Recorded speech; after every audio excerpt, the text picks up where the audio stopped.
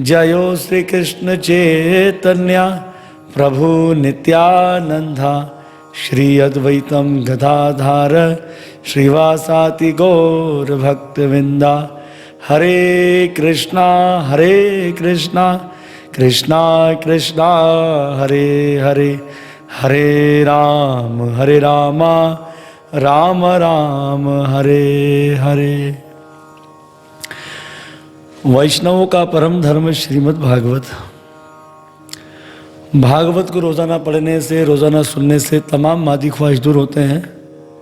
वो भगवान जिनकी तारीफ उत्तम श्लोकों से होती है वे हमारे हृदय में विराजमान हो जाते हैं। कृष्ण जिनका नाम, गोकुल जिनका धाम, ऐसे श्री भगवान को बारंबार प्रणाम। भगवान श्री कृष्ण पांडवों से विदा ले रहे हैं तो युधिष्ठिर महाराज जी ने अर्जुन से कहा कि अर्जुन, जब से श्री कृष्ण ने हमें साथ दिया तो कहीं राजा गण जो है वो शत्रु बन गए हैं श्री कृष्ण के, इसलिए तुम्हें श्री कृष्ण को आगे तक छोड़ना चाहिए। तो अर्जुन जो है वो भगवान को छोड़ने गए। तो कहाँ तक हमें विमान को छोड़ना चाहिए? नदी तालाब तक। इसी प्रकार से भगवान का रथ जो है वो चल रहा है। तो कुरु जांगल, पंचाल, सूरसेन, कुरुक्षेत्र, मत्स्य देशों से होता हुआ भगवान श्री कृष्ण का रथ जो है जा रहेगा। तो हर देशों के राजा ने भगवान श्री कृष्ण का सत्कार किया, सम्मान किया भगवान का, और अपनी हैसियत के मुताबिक जो है वो भगवान को भेंट अर्पित की। जिस जिस देश में भगवान गए गुजरे हैं उस समय वहाँ की जो स्त्रियाँ होती थी वो आपस में यही कानाफूसी करती थी कि धन्य ये द्वारकावासी, धन्य इनकी पत्नियाँ, कि जो लोग नित्य इनका दर्शन करती हैगी। इस तरह जब भगवान श्री कृष्ण द्वारका के निकट पहुँचे उस वक्त भगवान श्री कृष्ण ने अपना पंचजन्य नाम के शंख को बजा दिया। वैसे तो भगवान करीब नहीं थे, बहुत दूर थे द्वारका से, लेकिन इस शंख की एक भाव था कि इसकी आवाज़ कई किलोमीटर दूर तक जाती थी, और फिर भगवान बजावे तो फिर तो बात ही अलग हो जाए। तो जब भगवान ने शंख बजाया तो ये आवाज़ द्वारका में चली गई। उस समय द्वारकावासी प्रसन्न हो गए कि हमारे प्रभु अब द्वारका आने वाले हैं। जिससे अगर कोई मर गया हो और उसमें पुण्य जान आ जाए, जीवित हो जाए, ये दशा हो गई द्वारकावासियों की। उस समय जो भगवान श्री कृष्ण की पत्नियाँ थी जिन्होंने श्री कृष्ण के विरह में अपने गहना आभूषण छोड़ दिया था, तो उन्होंने भी जो है सुंदर सुंदर गहने आभूषण पहने, श्रृंगार किया। अब महाराज जब भगवान द्वारका पहुँचे तो उस समय जो भगवान के बराबर वाले थे भगवान उनसे गले मिले, और जो भगवान से छोटे थे उनको भगवान ने आशीर्वाद दिया, और जो बड़े थे उनके चरणों में भगवान ने प्रणाम किया। अपनी माता जी से मिले, पिताजी से भगवान मिले, और भगवान एक साथ 16,108 रूप बनाकर अपनी पत्नियों के भवन में चले गए। 16,108 रूप धारण कर भगवान अपनी बेटियों के पास चले गए। 1,61,80 रूप धारण कर भगवान अपने बेटों से मिले। 56 करोड़ तो यदुवंशी थे, उन सबसे भी भगवान एक समय मिले। जैसे प्रभु रामचंद्र जी ने भी लीला की थी। जब भरत जी महाराज जी सबको लेकर गए थे, चित्रकूट पर गए थे, तो उस समय राम जी सबसे मिले। एक ही समय भगवान राम सबसे मिले। किसी को ये नहीं पता लगा कि हमसे बाद में मिल रहे हैं, नहीं, एक ही समय में सबसे मिले थे भगवान। तो श्री रामचंद्र जी भी लीलाधारी है, पर भगवान अपनी लीलाओं को, उस भाव को छुपा कर रखते थे। क्यों छुपा कर रखते थे? क्योंकि रावण ने मनुष्य से मृत्यु मांगी थी। तो इस तरह से भगवान श्री कृष्ण जो है सबसे मिले। यहाँ तक कोई कर्मचारी भी हो, साफ सफाई करने वाला भी हो ना द्वारका में, उन तक से श्री कृष्ण प्रेम से मिले हैं। अब महाराज हुआ ये कि शौनक जी ने सूत जी महाराज जी से पूछ लिया, बोले प्रभु ये बताओ कि परीक्षित का क्या हुआ। अब सूत जी महाराज जी को याद आ गया, बोले हाँ, वे बालक जो है माता के गर्भ में क्या थे? सुरक्षित थे। अच्छा, जैसे ही परीक्षित महाराज जी का जन्म हुआ तो परीक्षित महाराज जी जन्मते पलाटी मारकर बैठ गए। जो बच्चे को गोद में लेने जाए बच्चा मुस्कुराए, घूर घूर कर देखे, ये भी नहीं है, ये भी नहीं है। ज्योतिष आ गए। ज्योतिषों ने बच्चे की जन्म कुंडली को देखा। ज्योतिषों ने कहा, हे युधिष्ठिर महाराज, ये बच्चा जिसकी गोद में जाता है उसकी परीक्षा लेता है, इसलिए इस बालक का नाम होगा परीक्षित। बोलो परीक्षित महाराज की। परीक्षित होगा। ये मां के गर्भ में मर गया था अश्वत्थामा के ब्रह्मास्त्र से, पर भगवान विष्णु ने इस बालक की रक्षा की, इसलिए इस बालक का नाम विष्णु रात होगा। ये इक्ष्वाकु के समान प्रजापालक होगा। कैसे जनता का ख्याल करेगा? राजा इक्ष्वाकु के समान जनता को पालेगा। श्री राम जी के समान सत्य प्रतिज्ञा, जो कह दिया उसे पूरा करना है। ये राम जी के अंदर बहुत बड़ा गुण था। अब जैसे कि जब विभीषण जी अपने मंत्रियों के संग जब श्री राम जी की शरणागति हो गए, तो प्रभु राम ने तुरंत जो है विभीषण को तिलक कर दिया कि जाओ, आज से तुम लंका के राजा हुए। उस समय जो है वो सुग्रीव आदि ने कहा, प्रभु अब तक तो लंका पे चढ़ाई भी नहीं हुई है और कुछ हुआ भी नहीं है, और आपने इसे लंका का राजा बना दिया, और अगर रावण आपकी शरणागति में आ गया फिर क्या करोगे? तो भगवान ने कहा, ठीक है, मेरा भाई भरत अयोध्या की राजगद्दी पर बैठा है, जब रावण मेरे शरणागत हो जाएगा तो मैं उसे अयोध्या का राजा बना दूंगा। सत्य प्रतिज्ञा, जो कह दिया है उसे पूर्ण करना है। ये भगवान राम के समान इस बच्चे में गुण होगा। राजा शिवी के समान शरणागतों की रक्षा करने वाला। राजा शिवी इक्ष्वाकु वंशी राजा हुए। एक समय राजा शिवी अटारी पर खड़े थे, कबूतर आगे, बाज उसके पीछे। तो राजा शिवी ने विचार किया कि अगर मैं इस बाज को मारता हूं तो पाप हो जाएगा, क्योंकि बाज का आहार ही क्या है? कबूतर। वो तो उसे खाएगा, उसका भोजन है वो। तो उस वक्त राजा शिवी ने बाज को इशारा किया और अपनी जंघा से कबूतर जितना आकार का मांस काटा और किसे दिया? उस बाज को दिया। उसकी क्या करी? रक्षा करे।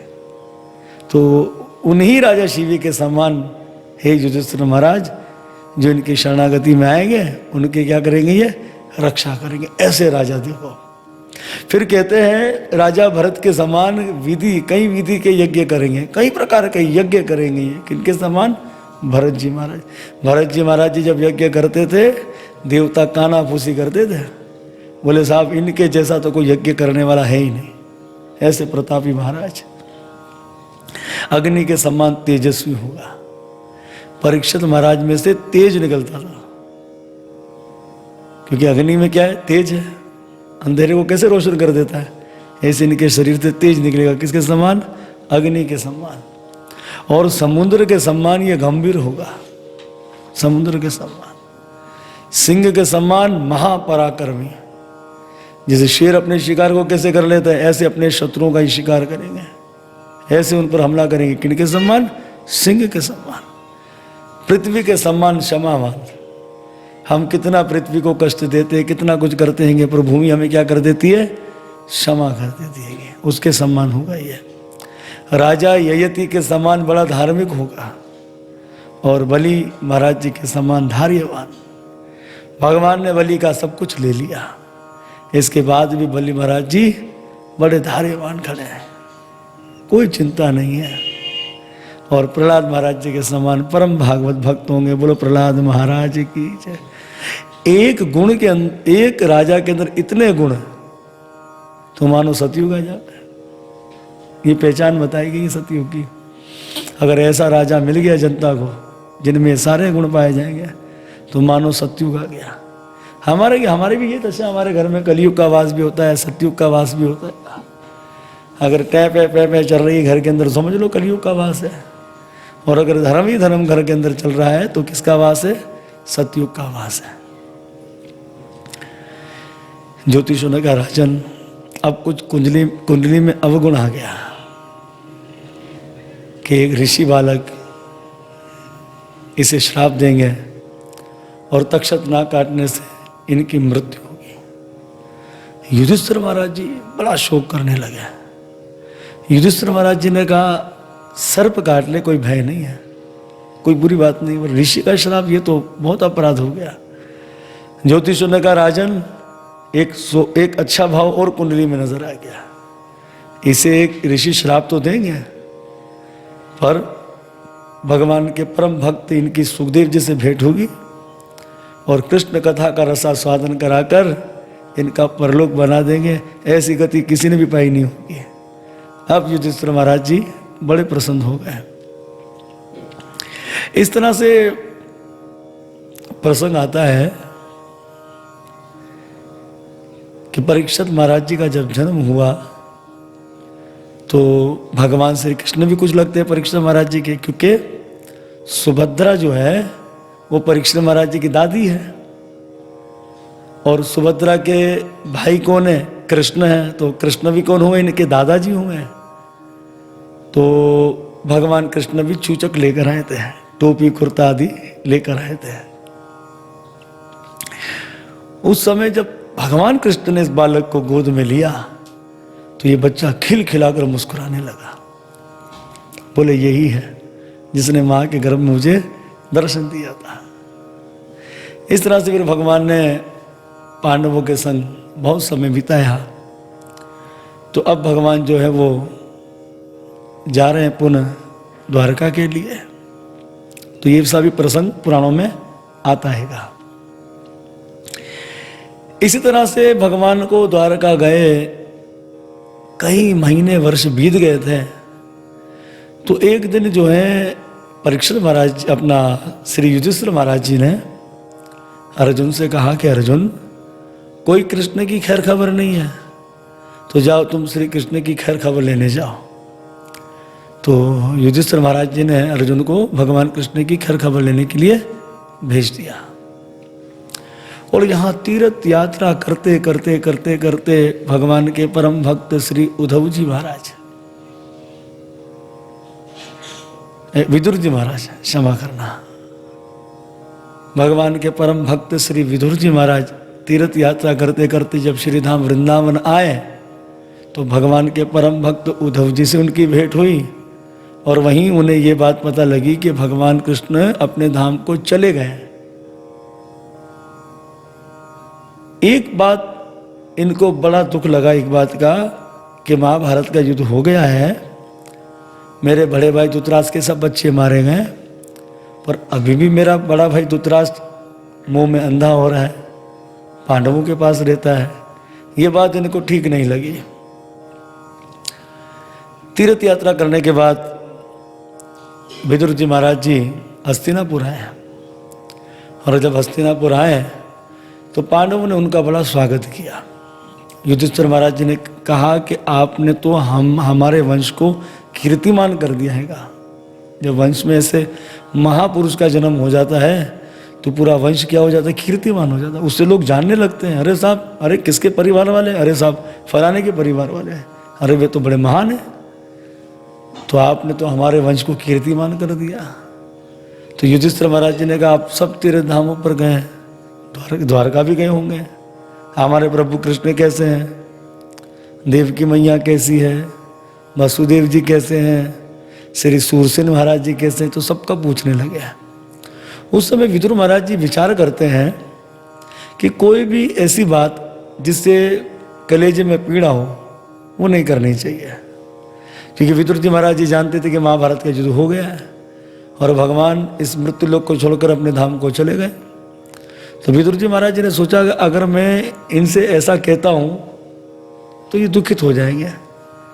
तो विदुर महाराज ने विचार किया, वैसे भी अर्जुन गया है द्वारका के लिए, खुद ही अर्जुन खैर खबर लेकर आ जाएगा। तो इस प्रकार से जो है महाराज हुआ ये कि विदुर महाराज जी ने सब कुछ तो बता दिया, पर ये नहीं बताया कि श्री कृष्ण अपने धाम को चले गए।